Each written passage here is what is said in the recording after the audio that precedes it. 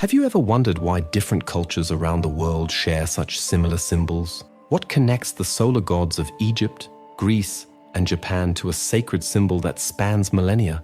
And why were ancient kings depicted with a divine glow around their heads? Could it be that the halo we know today has a much older and more complex origin than we imagine? How can a simple disk of light hold such deep and diverse meanings? One of the most intriguing symbols in the history of religions is the halo, which manifests in the art of various cultures such as Indian, Roman, Islamic, and Christian, among others.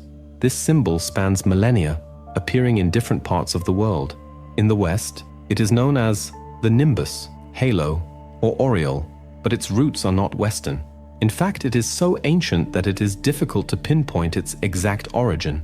However, by analyzing historical and archaeological clues, we can observe how different ideas and influences shaped this seemingly simple, yet highly complex symbol.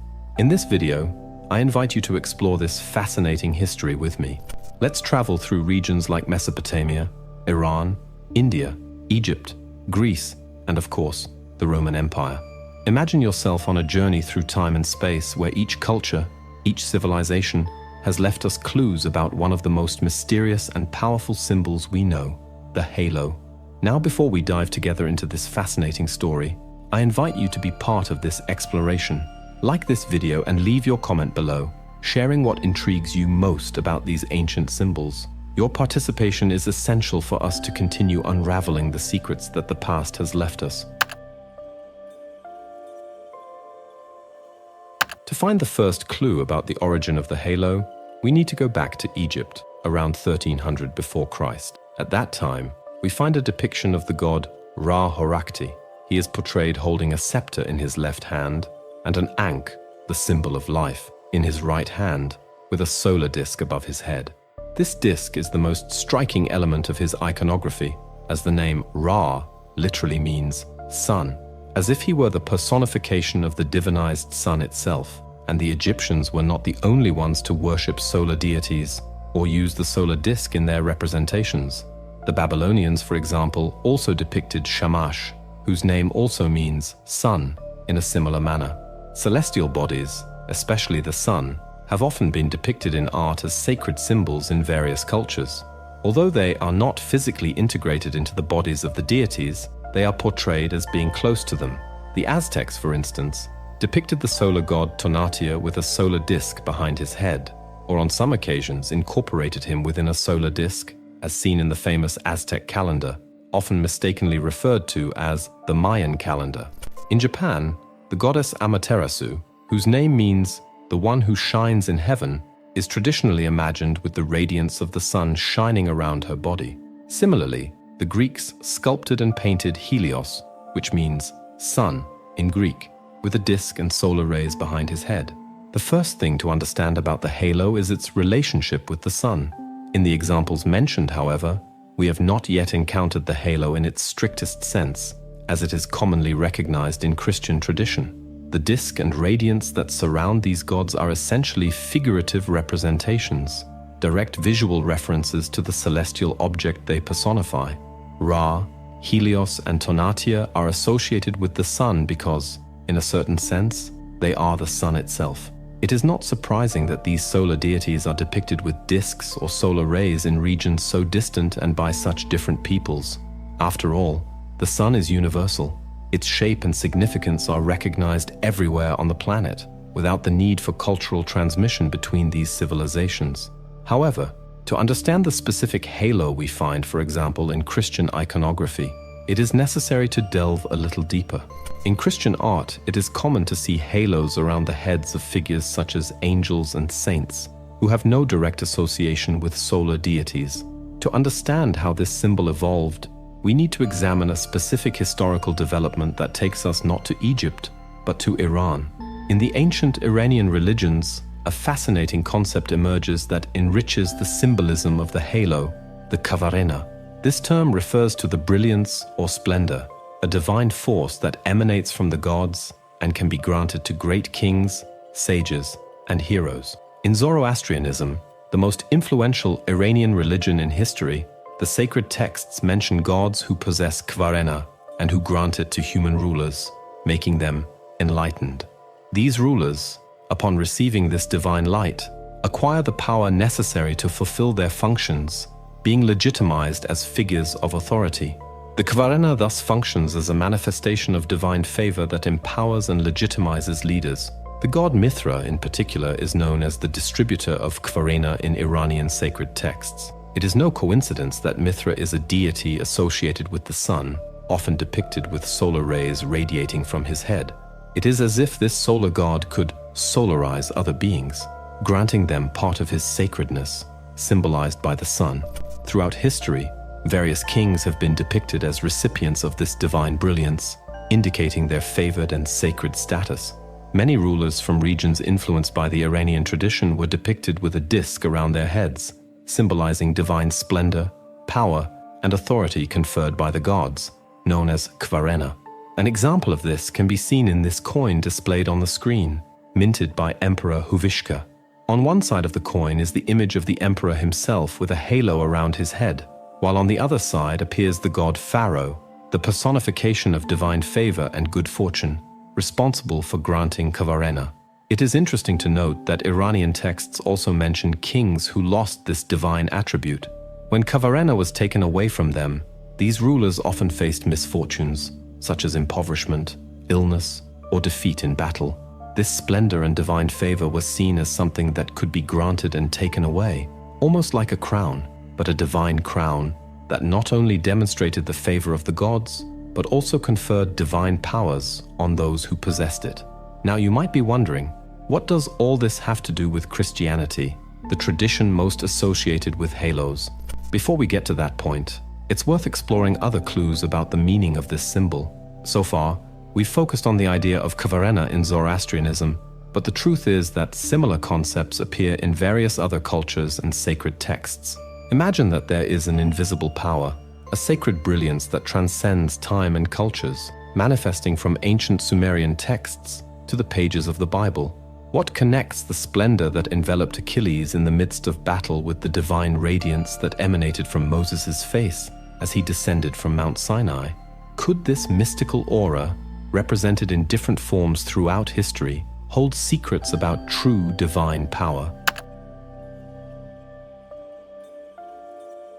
The idea of divine radiance associated with sacred and heroic figures is not exclusive to a single culture or religion. In fact, we find references to this concept in the Bible and ancient texts. The earliest written records of humanity, such as Sumerian texts, already mention something called Melam or Melamu, a celestial radiance that the gods used as a kind of garment. This radiance not only enveloped the gods themselves, but could also cover temples, cities, and even important people, such as kings, sages, and heroes. This brilliance was a mark of distinction, indicating that these places and individuals were superior, set apart from the ordinary. Interestingly, these texts also describe moments when this radiance intensified, such as during decisive situations like battles, to reinforce the difference between the sacred and the profane, the extraordinary and the ordinary. A similar concept is found in ancient Greece. In the Iliad, for example, there is a scene where Achilles, the great hero of the Trojan War, is enveloped by divine splendor granted by the goddess Athena. The text describes how Athena placed a golden cloud around Achilles' head, whose light reached the heavens. This moment occurs during a crucial battle when divine favor was especially needed. Thanks to this sacred power, Achilles needed only to shout for the Trojans to flee in terror, causing confusion and even death among their own soldiers. The splendor that surrounded Achilles not only represented divine support, but also granted him extraordinary power, capable of changing the course of the battle. The idea of splendor as a sign of sacredness and divine favor is a recurring theme in various cultures and religions, including the Bible. Two well-known biblical stories that illustrate this concept involve Moses and Jesus. However, before discussing these narratives, it is worth mentioning a lesser-known but equally interesting passage from the Book of Job. In the Book of Job, the protagonist faces a series of trials permitted by God in which he loses almost everything: his children, his possessions, and even his health. Amidst this suffering, Job expresses his pain by saying that he has been stripped of his glory, and that his crown has been taken from his head. These words resonate with the idea of the Iranian kavarena, where divine favor, symbolized by a crown, when removed, results in the loss of prosperity, honor, and health. The word glory, or kavod in Hebrew, frequently used in the Bible, represents the almost tangible and visible presence of God. This concept leads us to the famous story of Moses in the Old Testament. When Moses ascends Mount Sinai to receive the tablets of the law, the text describes how God passed before him, revealing his glory and beauty. After this encounter, Moses descends from the mountain with the tablets in his hands, and the text recounts a surprising detail. When Moses came down from Mount Sinai with the 2 tablets of the testimony in his hands, he was not aware that his face was radiant because he had spoken with God. When Aaron and the others looked at Moses, they noticed this divine radiance emanating from his face. When Moses descended from Mount Sinai, all the Israelites noticed that the skin of his face shone brightly, and this filled them with fear, to the point that they hesitated to approach him. This glow on Moses' face was not just a visual effect. It symbolized that he was favored by God, the leader and lawgiver of the chosen people. His role was not the result of luck or popular election, but a divine assignment. The wisdom, power, and authority of Moses came directly from God, very similar to what happened with the Iranian kings, who received the kvarena, the divine splendor. In the New Testament, we find a passage that echoes this same idea, but this time involving Jesus. During the Transfiguration, Jesus ascends a mountain, and before the disciples he manifests his divine splendor. The text describes that his face shone like the sun, and his clothes became as white as the light. At this moment, God the Father reveals himself in a luminous cloud, confirming Jesus' authority with the words, "This is my beloved Son, listen to him." Thus, Jesus is presented as God's authorized representative on earth, someone invested with sacredness, marked by a divine quality that sets him apart from all other human beings. This radiance, this divine splendor that enveloped Jesus, parallels what we have seen in other historical and mythological figures, such as leaders covered by the Sumerian melem, Achilles shrouded by Athena's golden cloud, or Moses with his radiant face. The image of Jesus radiating light, solarized, so to speak, is already present in the Gospels, but at this stage, it appears only in textual form and would take time to be consolidated in Christian iconography. For centuries, the halo as we know it today was not part of visual arts, although the idea of a luminous circle around the head was not entirely new. This symbol may have been solidified through the influence of prominent figures, such as a famous Roman emperor. It is to this part of history that we now return. In the earliest visual representations of Jesus, he was depicted as an ordinary man, without any sign of a halo.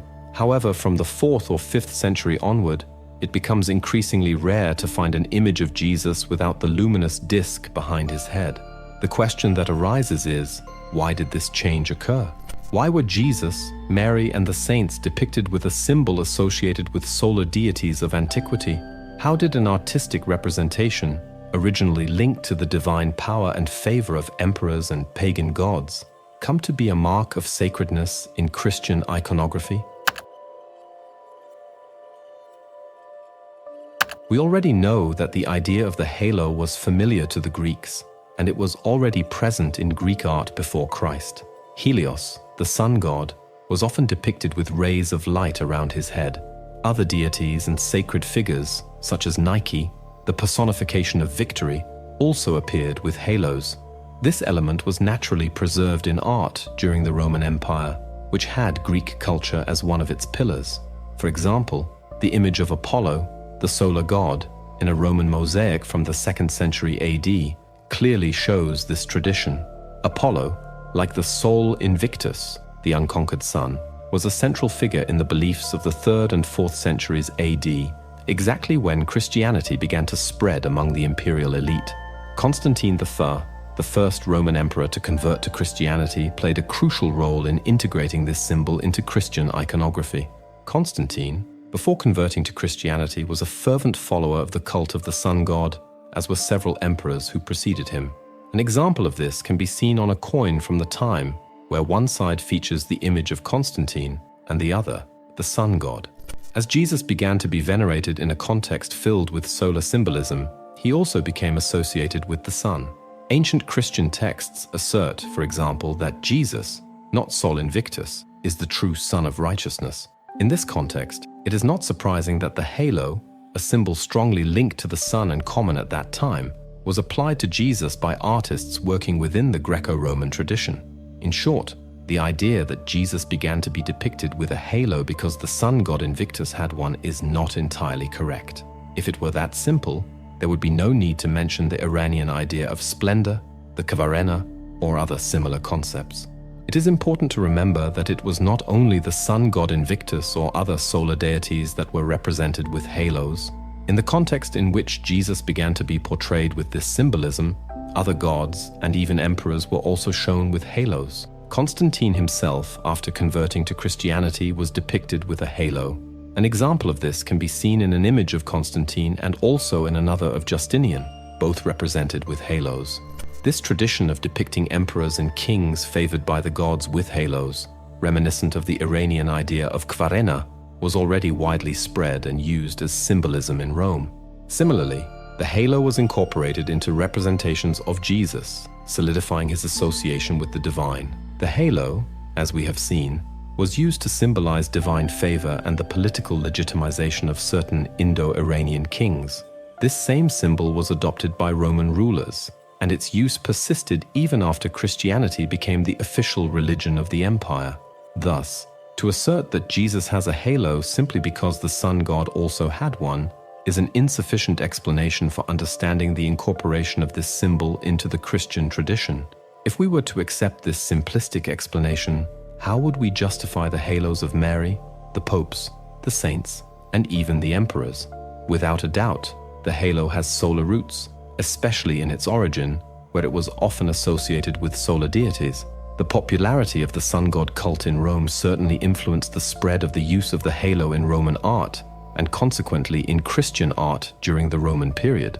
However, it is crucial not to reduce the meaning of this symbol to a single context. When Jesus began to be depicted with a halo, this symbol no longer belonged exclusively to Roman solar cults. The halo had long carried a broader meaning, representing sacredness and divine favor. Therefore, to fully understand the application of the halo not only to Jesus but also to angels and saints in Christian art, it is more appropriate to adopt a more comprehensive view. The halo should be seen as a sign of superiority and distinction, a kind of divine spotlight that God, in the case of Christianity, casts upon certain figures to highlight them. This symbolism transcends its initial association with the sun, becoming a mark of sacredness that emphasizes the importance of these figures in the religious context. When used in Christian art, the halo became a symbol of exceptional relevance and authority, indicating that those who possessed it were favored by God and in some way represented the divine on earth.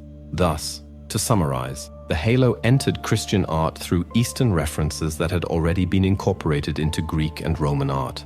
Determining the exact origin of these Eastern references is challenging because historical sources from this period are fragmented. However, Sumerian texts, dating back millennia before Christ, mention a concept of splendor called melem, which closely resembles the idea of the halo.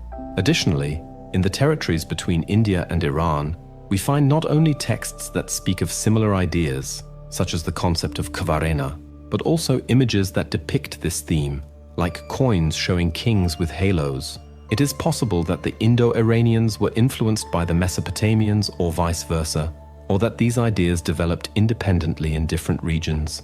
The truth is that so far, historical and archaeological evidence is not sufficient to resolve this issue with certainty. What we can assert is that the Greeks and Romans were deeply influenced by these Eastern cultures, and Christian art, in turn, was strongly shaped by the Greco-Roman repertoire. This is, in summary, the path through which the idea of the halo and its visual representation entered Christian art. It is important to highlight that this is just one of the many branches of the global history of the halo, and there is still much more to be explored about this fascinating symbol. We could also explore other avenues to understand how the halo transformed into a symbol of enlightenment in Buddhist art, or a sign of holiness in Islamic art, where it is more associated with sacred fire than with the solar disk. In this context, there is an interesting connection with Iranian culture. We could also mention that the halo remained an imperial emblem in India until at least the 10th century. Throughout history, the halo evolved from a symbol of solar deity in Greek and Roman art to a representation of sacredness and divine favor in Christian iconography. Its use, though influenced by the sun god cult, transcended that origin by being incorporated into depictions of Christian figures such as Jesus, Mary, saints, and even emperors. This transition reflects the complex interaction of various cultures, from Indo-Iranian traditions to the Greco-Roman repertoire, which shaped Christian art. Despite the solar origins of the halo, its significance in Christian art is broader and multifaceted, symbolizing divine superiority and distinction. This is just one aspect of the vast and rich history of the halo, whose presence extends beyond Christianity, also influencing Buddhist, Islamic, and other cultural traditions, becoming a universal emblem of sacredness. Congratulations on making it this far. In a world where everything moves so quickly, you chose to slow down and embark on a journey that spans millennia, cultures, and mysteries. This is not just watching a video, it's participating in an exploration that few dare to undertake. Imagine yourself in a vast library lost in time, with shelves that stretch infinitely, each one filled with ancient books that hold secrets forgotten by humanity. As you walk through these corridors, you find a special volume, covered in dust but emitting a subtle, almost imperceptible light. When you open this book, the pages begin to glow, revealing not just stories, but connections that span eras and civilizations. Symbols like the halo, which you now understand so deeply, begin to come to life before your eyes, revealing their true origins and meanings. This is the journey we took together today. You were not just a passive spectator. You were a researcher, an archaeologist of knowledge, digging through the layers of history to uncover hidden truths. Every minute you dedicated to this video was like a careful excavation, removing the earth to discover a valuable relic. And now, with this new understanding, you carry with you a piece of that vast puzzle that is human history. And that's why your presence here is so special. Because by dedicating your time to exploring these mysteries with me, you show that you are someone who values knowledge, who seeks to understand the world in all its complexity. And this quest doesn't end here. It continues with every question you ask yourself, with every new curiosity that arises. For this, I thank you deeply, not just for watching, but for being part of this community of explorers who refuse to accept easy answers. You are part of a rare group that recognizes the value of ancient mysteries and hidden truths, and it is your participation that gives us the strength to keep unraveling these stories and sharing them with the world. So, if this video has sparked a new flame of curiosity in you, or if it has made you see the world a little differently, I invite you to join me on the upcoming journeys. Like this video, share your thoughts in the comments, and if you haven't subscribed to the channel yet, now is the perfect time. By subscribing, you ensure that you'll always be up to date with the next discoveries we make together. Every like, every comment, and every new subscription helps us create more content like this, unraveling the secrets that history has left for us. Because in the end, it's not just about what we discover, but about how these discoveries transform us. And by being here, you are already on that path of transformation. Thank you for being part of this adventure, and until the next journey, where new mysteries await us.